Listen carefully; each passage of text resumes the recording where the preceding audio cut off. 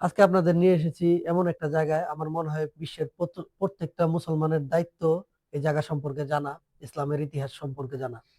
আসসালামু আলাইকুম, আমি শাকিল। আর আজকে আমি আপনাদের নিয়ে এসেছি ঐতিহাসিক জাওয়াতা মসজিদ। যে মসজিদটা আমার পিছনে দেখছেন, এটা কোনো সাধারণ মসজিদ নয়, এটা প্রায় 1400 বছর আগের মসজিদ, যেটা এখন অক্ষত অবস্থায় আছে। তো আমার সাথে থাকবেন, চলেন আজকে আপনাদের এক্সপ্লোর করাবো জাওয়াতা মসজিদ।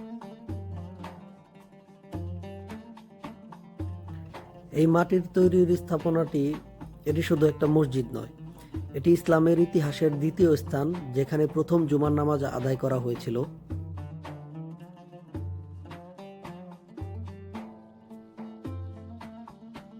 এই মসজিদটি হিজরি সপ্তম বর্ষে প্রায় 635 খ্রিস্টাব্দে বনি আবদ আল কাইস গোত্র এটি তৈরি করেছিল। 1400 বছরের বেশি সময় ধরে এটি এখানে দাঁড়িয়ে আছে।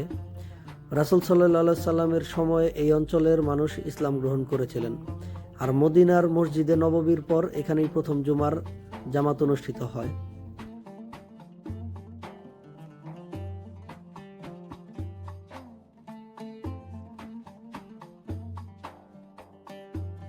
মসজিদটি মূলত কাদা পাথর এবং খেজুর গাছ দিয়ে তৈরি। যদিও সময়ের আবর্তে এর অনেক অংশ বালুর নিচে ঢাকা পড়ে যায়, কিন্তু সৌদি সরকার এটিকে অত্যন্ত নিপুণভাবে সংস্কার করেছে। এর ছোট ছোট প্রবেশ পথ এবং ভেতরের শান্ত পরিবেশ আপনাকে অবশ্যই কয়েকশো বছর পিছিয়ে নিয়ে যেতে বাধ্য।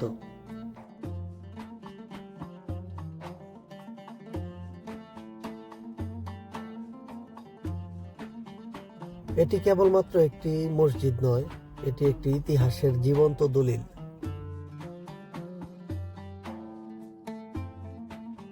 ইতিহাস সব সময় যে আমাদের কাহিনী শোনায় তা না, ইতিহাস আমাদের এটাও উপলব্ধি করাতে সাহায্য করে আমরা কোথা থেকে এসেছি।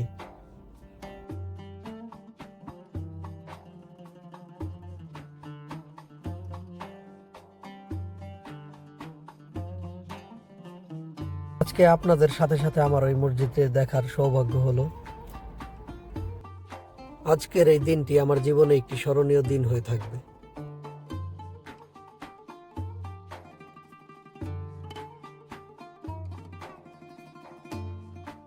হাত দিয়ে স্পর্শ করা মাত্রই বোঝা যায় এর খসখসে ভাব আর প্রাচীনের অনুভূতি।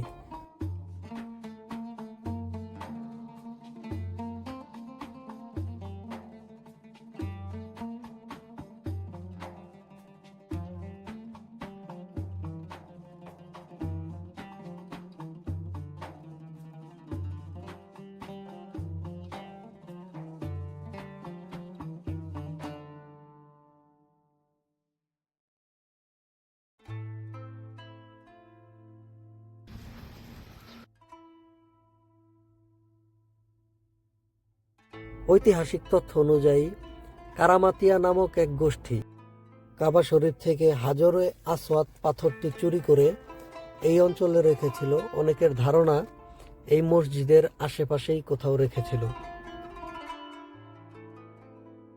প্রাচীন সভ্যতার আরেক নিদর্শন এই গাছের টুকরাগুলি।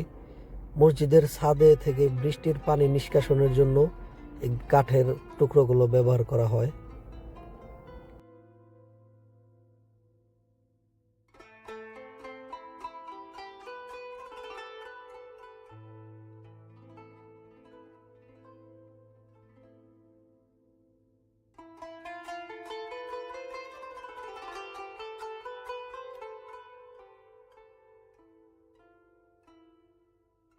আপনি এখানে ঘুরতে আসলে ইতিহাসের পাশাপাশি আধুনিক সভ্যতার ছোঁয়াও পাবেন, যা রয়েছে এই পার্কের ভেতর।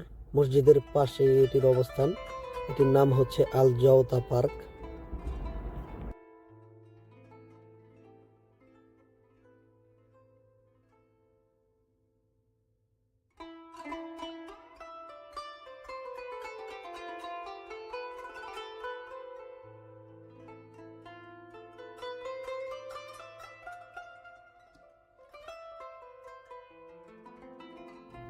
সূর্যাস্তের সময় এই জায়গাটাকে দারুণ দেখায়। আপনি সূর্যাস্ত উপভোগ করতে চাইলে অবশ্যই এখানে আসবেন।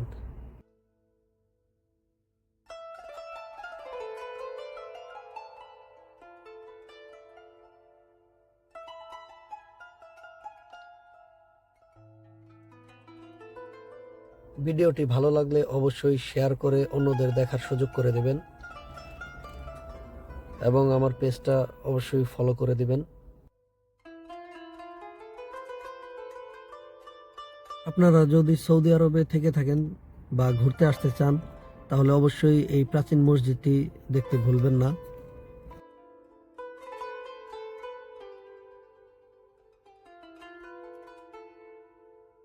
আজকের মতো এখান থেকেই বিদায় নিচ্ছি। দেখা হবে আগামীতে অন্য কোনো ব্লগে। ততক্ষণ পর্যন্ত ভালো থাকবেন, সুস্থ থাকবেন। আল্লাহ হাফেজ।